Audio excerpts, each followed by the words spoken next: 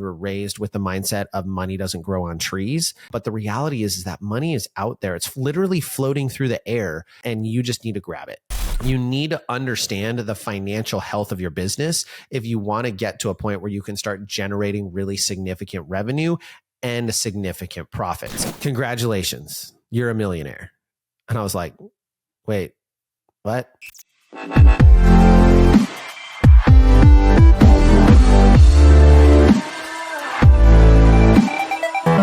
Hello, everyone, and welcome to another episode of the Cheer Biz podcast. I'm your host, Dan Cotton, and today we are talking about how I started generating $1 million in revenue in all three of my businesses over the last 3 years. As we get into the episode, I want to tell you that when I first started owning a business, I would have never thought that I could generate over $1 million in revenue, let alone be getting into the $1.5 million. Like, we're on track with ODT to generate more than $1 million in revenue this year. And hopefully, if we move into a new building, be able to get up into like 1.7 million. And when I first started the gym and Tori and I first took over, we were over the moon excited about, making about 475,000 a year in gross revenue. We've seen a pretty significant growth over the years, with that biggest growth being within the last 5 years, really, within our business. And then on top of that, taking all of those companies to that level. And so I want to kind of break down for you the strategies that I used and the mindset shifts that happened for me to get me to that point where we could start generating that kind of revenue.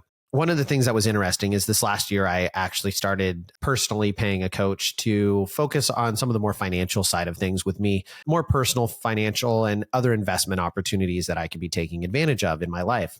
In the process, we had to do a deep dive into my personal finances, which was the first time I'd really looked into everything, looked into all of my assets, all of my accounts, all of my retirement funds, everything that I had going on. And so I put all this together and put all my debts and everything that we had going all into this like big, long spreadsheet. I remember our first call, he gets on after I'd put this all together, and he was like, okay, so I've looked over everything. And he's like, congratulations, you're a millionaire. And I was like, wait, what? And he's like, yeah, we'll send you your card. Your yacht will be waiting for you down at the local port. You're a millionaire. And I was like, oh, haha, you're kidding. And he goes, no, really, you are. By technical definition, with your assets are worth well over $1 million. Now, that factors in your house and the equity and all of those different things. I don't live life like a millionaire. I don't feel like a millionaire. Certainly not what I thought a millionaire was when I was a kid. I grew up in the era, I don't know if any of you guys ever watched it, where the movie Blank Check was something I watched as a kid, where a kid gets a blank check and he writes out a fake check to himself for $1 million. And then he goes and buys a castle and butler and like all of these things. And he has like this crazy amount of money, and $1 million seemed like, oh my gosh, you were filthy rich. Now, do I have $1 million in the bank? No. There's a difference between being a asset millionaire and a actual like cash millionaire. And I'm not a cash millionaire. I'd have to sell all of my assets to even get close to that number. It was a unique experience to be like, oh, well, being a millionaire is really not as big of a thing as I thought it was. Now, am I saying I'm not successful? No, but I actually had, I'm not even joking, my background on one of my screens, because I have multiple screens on my home computer, was millionaire by 2025. That was like the goal. And I was like, I guess I need to change that. Now it says cash millionaire, which I don't know if that will happen. That's kind of crazy. That means like cash in the bank and or like assets you could have access to really quickly. I haven't actually changed it, but that would be a big, hairy, audacious goal to try and get to, and would be very cool. But at the same time, I think being rich or being wealthy can be defined in a lot of ways. And I actually just was listening to a podcast where a guy was giving his definition, and his definition was being wealthy means that your passive income is greater than your burn. So what you spend in a given year is less than what you bring in. I was like, that's a really interesting way to think about it. Now, I also think that there is a way to be wealthy in life, and it doesn't have as much to do with money. So for me, being wealthy is being able to do the things that I want to do without stressing about finances. And up until about 5 years ago, I did stress about finances pretty regularly. I had those I was working full time. I was owning the gym, and we still had those months where like I wasn't sure we could pay the mortgage on the date that we needed to pay it. Payroll hadn't come in or whatever. So there were some challenging periods of time. And now to be in a position where I don't worry about that is really amazing. And so ultimately, I want to help you get to that point, whether you're a coach, whether you're a gym owner. I want to help you get to the point where you don't have to be stressed out about those things either. And you're able to live your life free of the stress of finance, because I know that is a huge stressor for a lot of people. So number one, the first thing that I did is I realized that I needed to stop focusing on saving money and start focusing on how to make more money. And what I mean by this is cutting of cost. So a lot of times early on, I was like, how can I get the most affordable thing? How can I cut cost here? How can I cut cost there? How can I decrease those expenses? And concurrently then decrease what I'm charging? And how can I get lower rent? How can I get lower this? How can I cost savings things to build more revenue? And the reality is you can only save yourself.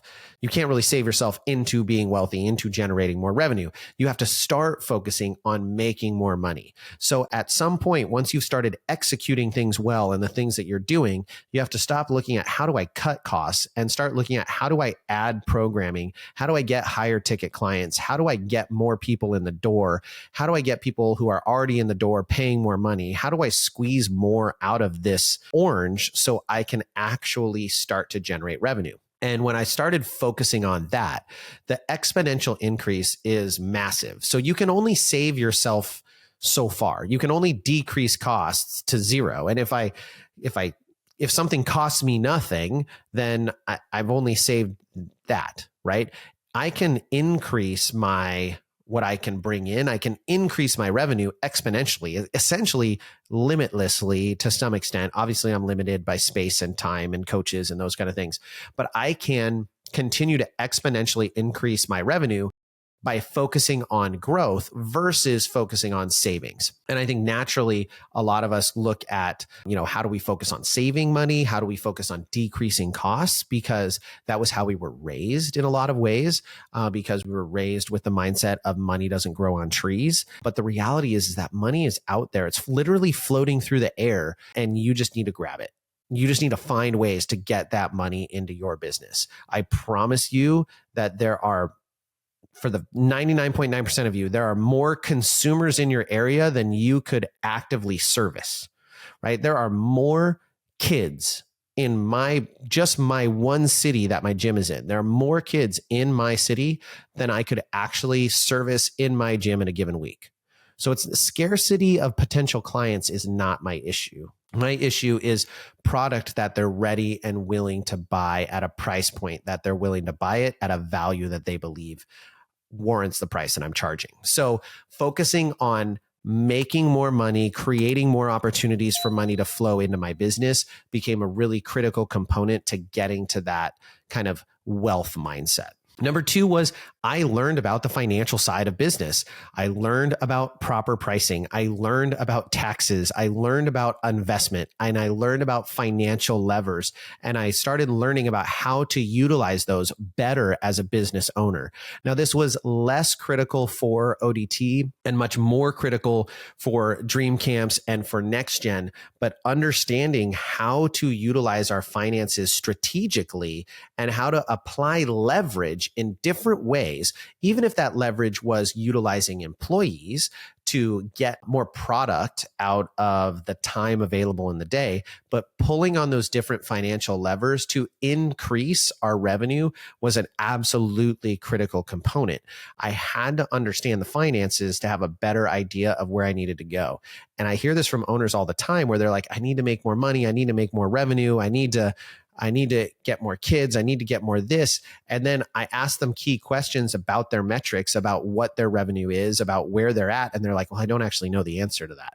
Okay, well, then you don't actually know what you need. You just know that your bank account is not what you want it to be. That doesn't actually answer the question. You don't know truly what you need. I've talked to gym owners who are like, I need more kids.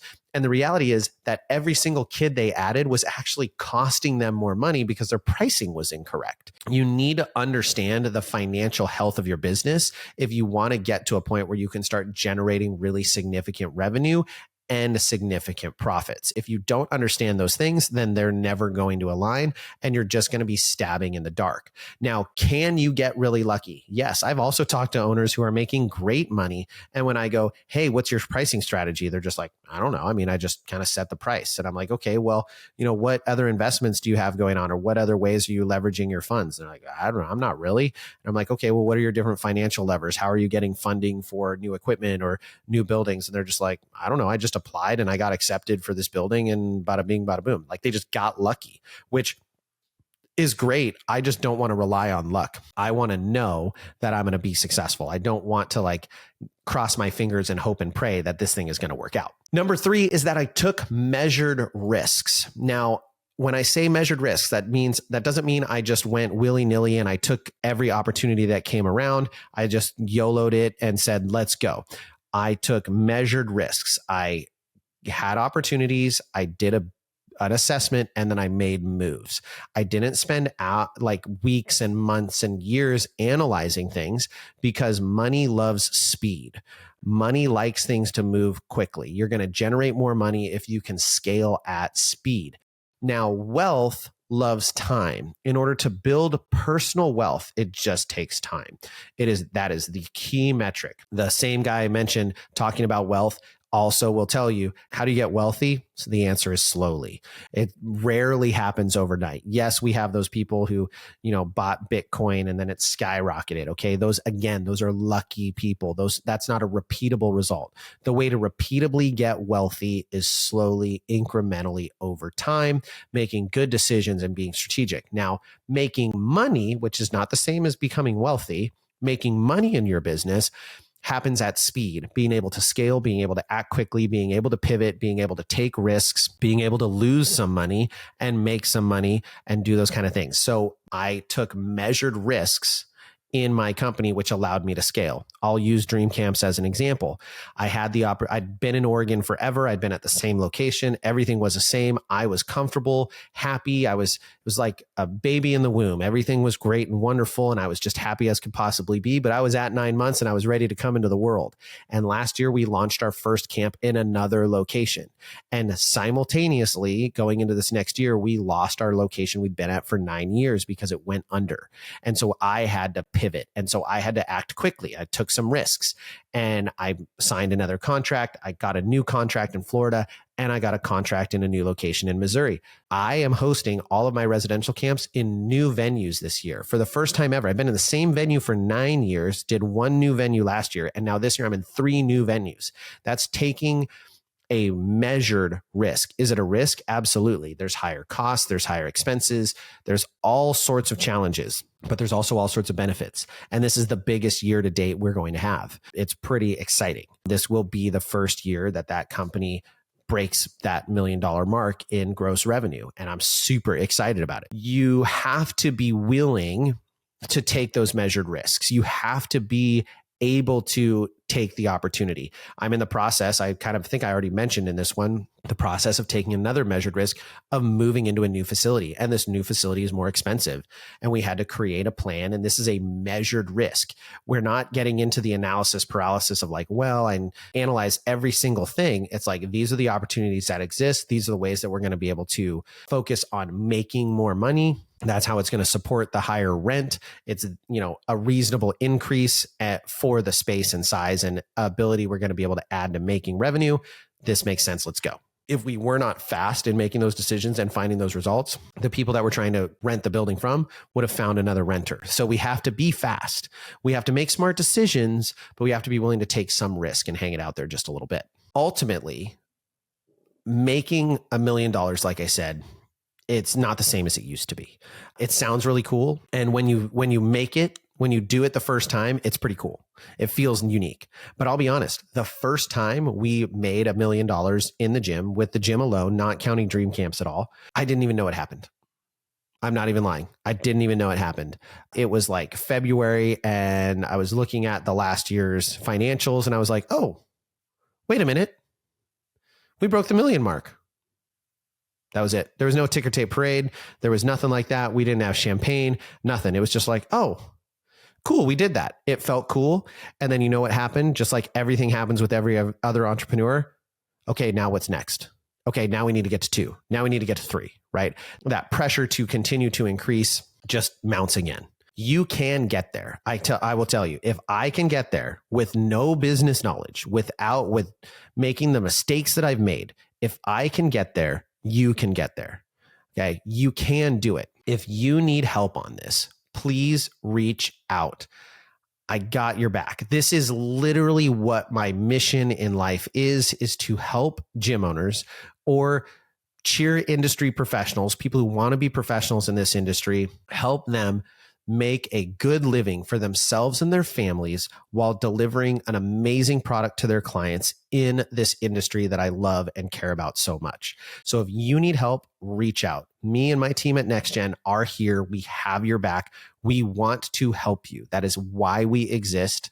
That is why we have a company, is to do that. There are resources for you, so take advantage of them. All right, everyone, I hope you enjoyed the episode.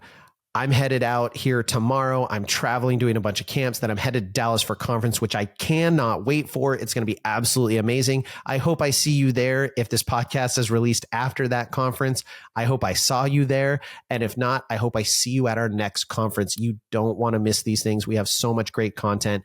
I mean, we're talking the podcast times 1,000. We've got 5 of these going on for an hour at the same time for 2 full days. So much learning gets done at these conferences that you want to be there. All right, everyone. Thank you for listening. I hope you loved it. And with that, we'll catch you on the next episode.